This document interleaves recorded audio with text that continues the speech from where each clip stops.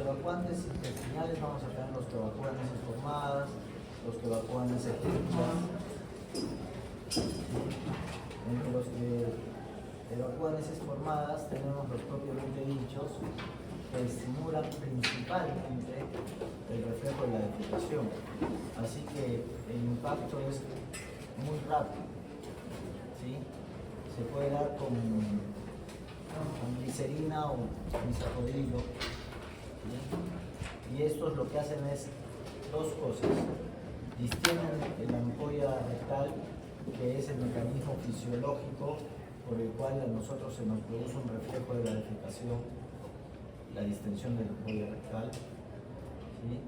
Distienden la ampolla rectal y además producen una irritación de la parte baja del colon, ¿sí? Estos actúan casi inmediatamente,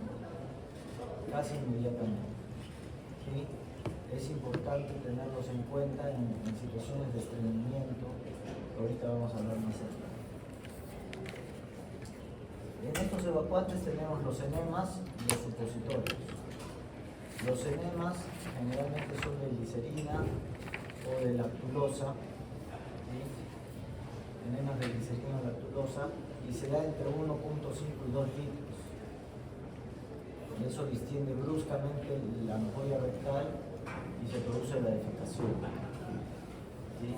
Por otro lado, tenemos los supositorios, que también vienen de glicerina o bisacodilo, ¿sí? Y estos tardan un poquitito más, pero igual son más o menos rápidos en hacer efecto, ¿sí? Sirve para esas heces impactadas que hay en algunos pacientes. Un paciente que está postrado, que está echado mucho tiempo, tiende a hacer estreñimiento. Un paciente que recibe opioides para el dolor, pongámosle en un cáncer avanzado, tienden a hacer estreñimiento, porque el opioide produce estreñimiento, como lo vamos a ver más adelante. Luego vamos a tener evacuantes mecánicos que van a ser coloides y lubricantes y humectantes. ¿Sí? Vamos a tener coloides, lubricantes y humectantes. Los coloides pueden ser hidrofilos, ¿sí? Con fibra como la celulosa, metilcelulosa y carboxicelulosa, además de silio. ¿Qué hacen estos evacuantes? Hacen de que en las heces se jale líquido. Tiene un efecto higroscópico, así se llama, ¿sí? Entonces, una vez en contacto con las heces, jalan líquido y las ablandan, ¿ya? Y salen las heces. Esos son los coloides hidrófilos. Tenemos lubricantes como el petrolato o la vaselina. ¿Sí? El petrolato líquido viene del petróleo, ¿ya? No se absorbe mucho, pero produce una irritación y hace que las heces capten agua, ¿ya? Y los agentes humectantes, que van a reducir la tensión superficial de las heces y produce que se llenen de agua, ¿ya? Luego vamos a tener el glucosato sódico, que se usa para la preparación del intestino y el estreñimiento crónico. ¿Cuándo se prepara el intestino? Cuando tenemos una intervención de colon, cuando tenemos una intervención de intestino delgado. Tenemos que preparar el intestino para que el cirujano entre con la menor cantidad de heces posibles. Entonces, muchas veces se les da la medicación hasta que estos pacientes hagan deposiciones que sean líquidas, pura agua. Una vez que hacen pura agua, estamos casi con la certeza de que ese intestino ya está limpio y está apto para la intervención quirúrgica. En otros casos se usa para preparar el intestino ante una colonoscopia, ¿sí? El día anterior se tiene que preparar el intestino y también la indicación es hasta que haga agua. Con eso vemos que el colon esté limpio y cuando se mete el colonoscopio no haya materia fecal, porque eso no se puede mezclar, ¿sí? Entonces, para que no haya materia fecal, ¿ya? estreñimiento crónico se usa glucosato de sodio, ¿no? También en algunos pacientes se usaba aceite de ricino en la época egipcia porque creían que a los bebés había que purgarlos 2 veces al año y les hacía una limpia, y 2 veces al año se les daba la medicación a los bebés, y esto producía de que algunos incluso se llegaran a deshidratar, ¿ya? Luego tenemos los purgantes, los evacuantes intestinales. Vamos a tener los purgantes. Los purgantes nos permiten evacuar heces líquidas. ¿Sí? Los anteriores, a pesar de que una de las funciones era higroscópica, o sea, capturar agua, las heces no eran líquidas, eran más blandas, pero no heces líquidas. Los purgantes, ¿sí? Se usaban o se usan para realizar heces líquidas. Tenemos los de tipo osmótico y tenemos los irritantes del intestino. En los osmóticos vamos a tener las sales minerales como el sulfato de sodio, el sulfato de magnesio y el hidróxido de magnesio. Ya habíamos visto la clase pasada, el magnesio aumentaba el peristaltismo, magnificaba el peristaltismo. El más potente acá es el sulfato de sodio. Se le sigue el sulfato de magnesio y por último en potencia es el hidróxido de magnesio. ¿Sí? Entonces el más potente es el sulfato de sodio, después el sulfato de magnesio y por último el hidróxido de magnesio. Definitivamente que en pacientes renales, como ya hemos visto, no debemos darlos. ¿Sí? Luego vamos a tener los carbohidratos no absorbibles, como van a ser la lactulosa y el manitol. La lactulosa se usa en varios esquemas terapéuticos, ¿sí? En pacientes con estreñimiento por uso de opioides, por ejemplo, podemos usar lactulosa. Pero el mayor uso de la lactulosa está en los pacientes cirróticos. En los pacientes cirróticos, nosotros normalmente tenemos un circuito enterohepático. ¿Sí? Y ese circuito enterohepático reabsorbe ciertas moléculas normalmente, que van a ir al hígado y se van a metabolizar. Un paciente con cirrosis no tiene esa función hepática. Un paciente con cirrosis ya ha perdido más del 80% de la función hepática. ¿Sí? Entonces se reabsorben las moléculas de amonio, estas van al cerebro y se produce la encefalopatía hepática, que básicamente es por lo que mueren los pacientes con falla hepática, por encefalopatía hepática o por sangrado. ¿Sí? ¿Cómo evitamos eso? De que el paciente haga deposiciones lo más que se puede. Por lo menos tiene que ser 1 o 2 veces al día. Y por eso se le da lactulosa diaria a un paciente cirrótico, para que haga deposiciones y la molécula no se quede en el intestino, sino se elimine. Porque si se queda en el intestino se va a reabsorber y se van a acumular amoníaco. Y esto va a ir al cerebro y va a producir una encefalopatía hepática. ¿Ya? Esos son los usos más importantes que tiene el uso de la lactulosa. ¿Ya? El manitol también se puede usar, no se absorbe cuando se da por vía oral, es un purgante, es un osmótico, ¿sí? Va a producir heces líquidas. ¿Ya? Después de las sales minerales, la depuración va a ser de 2 a 5 horas. Después de eso. ¿Sí? Por eso se trata de dar las sales terminando la noche para que haga las deposiciones en la mañana. ¿Sí? En la lactulosa va a ser de 8 a 12 horas, de 7 a 8 a 12 horas. Tarda un poco más. ¿Ya?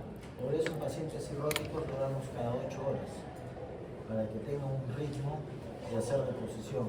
Doctor, pero ya hizo deposición el paciente, le suspendo. No, porque lo que quieres es eso, que haga deposición. Y que haga deposición 2 o 3 veces al día. En los pacientes cirróticos también es una de las causas donde nosotros ponemos más enemas evacuantes, de glicerina o de bisacodrilo, ¿sí? Porque necesitamos que el paciente realmente haga deposición. Cuando ya tiene encefalopatía hepática, se le pone el enema cada 12 o cada 8 horas, porque necesitamos de que haga deposición y que bote ese amonio y ese amoníaco. ¿Sí? Bien, tenemos los purgantes irritantes del intestino. ¿Sí? Con esto se purgaba a los pequeños egipcios. Es potente, se llama resinoleína, que es un triglicérido que se divide en ácido risinoleico, ¿sí? Una vez que se junta a la lipasa pancreática, que es una enzima que produce ciertos metabolismos. La lipasa pancreática hace de que el resino se convierta en risinoleico, y esto es lo que actúa, el risinoleico, ¿sí? Van a haber 3 moléculas de ácido risinoleico. Solo sirve el intestino delgado, es para preparar el intestino delgado. No sirve para el intestino grueso. El risinoleico solo para el intestino delgado, ¿ya? Y tiene un tiempo de acción más o menos rápido. De 2 a 5 horas el paciente ya está haciendo deposiciones, ¿sí? Luego vamos a tener el bisacodilo, ¿sí? Que es una sustancia sintética, se absorbe en el intestino, pero este se secreta en el colon. Si habíamos leído que el risinoleico se libera en el intestino y solo sirve para el intestino delgado, el bisacodilo solo sirve para colon, se abre en el colon. Lo que va a hacer es inflamar el colon y su acción va a tardar de 6 a 12 horas. Luego tenemos la fenolftaleína, que irrita el colon. 15% de esta se va a absorber, no es como los otros que no se absorben. De la fenolftaleína, 15% se va a absorber y las heces salen rojas, ¿sí? Entonces eso hay que avisarle, decirle al paciente, porque cualquiera se asusta, ¿no? Ir al baño y orinar medio rojo y dice, pucha, estoy sangrando, ¿sí? Su tiempo de acción demora de 6 a 8 horas. Bien, por último, esta clase, como les digo, es cortita. Vamos a tener los antidiarreicos, que tenemos 3 más importantes, ¿sí? Tenemos la loperamida, el difenoxilato y el resecadotril. La loperamida y el difenoxilato son 2 sustancias opioides, ¿sí? Que pasan poco la barrera hematoencefálica, pero pasan. Entonces se puede crear adicción a estas drogas, ¿sí? Más adicción crea el difenoxilato porque pasa un poco más la barrera hematoencefálica. ¿Qué es lo que hacen estas drogas? Van a suprimir el reflejo de la defecación y disminuyen el peristaltismo, ¿sí? Al suprimir el reflejo de la defecación, así se llena la ampolla y el paciente no defeca. Pero ¿qué sucede con esto? Cuando nosotros tenemos una infección intestinal, donde se liberan toxinas, donde hay bacterias, nosotros, mediante la deposición, estamos eliminando esas toxinas y esas bacterias. Si ustedes inhiben el peristaltismo e inhiben el reflejo defecatorio, lo que va a pasar es que se sigan juntando esas toxinas, sigan creciendo esas bacterias y llega un punto en que se hace colon tóxico. Sobre todo se da en niños, yo he visto en adultos, pero se da sobre todo en niños menores de 2 años, ¿sí? Entonces hay que tener cuidado, Pero el doctor se deshidrata, no actúa sobre el líquido que sale, va a seguir saliendo ese líquido, solo que se junta hasta que hace una deposición. Eso pasa con la loperamida y el difenoxilato. Con el resecadotrilo inhibe la dimilatociclasa, entonces inhibe la expulsión de líquido por la célula. No se expulsa líquido, no actúa sobre el peristaltismo. Simplemente lo que pasa es que no está produciendo tanto líquido y las heces empiezan a salir un poco más formadas. Entonces, en infecciones sí se puede dar resecadotrillo, porque va a haber todavía deposiciones, pero van a ser con heces un poco más formadas y eventualmente se van a ir distanciando, eventualmente. Entonces, eso tiene que saber el paciente. Todavía vas a tener deposiciones, pero van a ir pasando, porque eso le permite botar las toxinas y permite botar las bacterias que estén en esa infección. ¿Sí? Los más importantes son Salmonella y Shigella. ¿Sí? La que más colon tóxico produce es la Shigella, la shigellosis. Y algunas de las variantes del E. coli. ¿Ya? Bien, eso en cuanto a drogas antidiarreicas. Luego tenemos algún grupo de drogas que van a mejorar el tránsito intestinal. ¿Qué quiere decir eso? Que lo van a regular. Pacientes o que no están tolerando la dieta, ¿sí? Sobre todo en ellos, damos metoclopramida o levosulpiride. ¿Ya? Damos metoclopramida, levosulpiride y además existe otra droga que es un antibiótico macrólido de amplio espectro que se llama eritromicina, que también se da para esto. Se da en pacientes que tienen una gastroparesia, que no tienen una motilidad intestinal adecuada, una gastroparesia diabética o un paciente con trauma craneal o que no se mueve, que tiene gastroparesia, quiere decir que el estómago no se está moviendo, ¿sí? Entonces a este paciente le podemos dar metoclopramida y le podemos dar levosulpiride, que es un antipsicótico, ya lo han visto, y le podemos dar eritromicina. ¿Sí?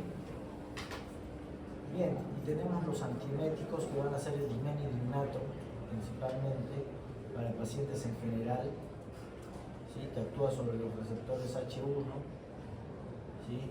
Arriba en la cabecita.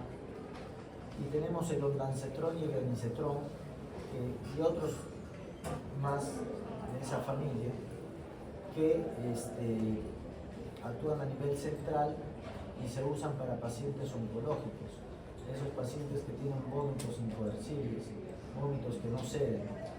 Entonces, en esos pacientes podemos usar granisetrón y ondansetrón. ¿Sí? Bueno, nada más, ¿alguna pregunta? Esta clase es la más cortita de todas. Pero empezando se da el enoxilato. ¿Para qué sirve? Puede ser en diarreas crónicas. Hay pacientes que tienen diarreas crónicas, ¿sí?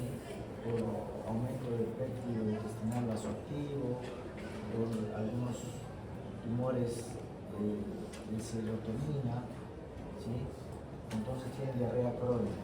En estos pacientes con diarrea crónica puedes usar el fenoxilato. ¿Se podría usar el paracetosis? No. Y el paciente con VIH. ¿Sí?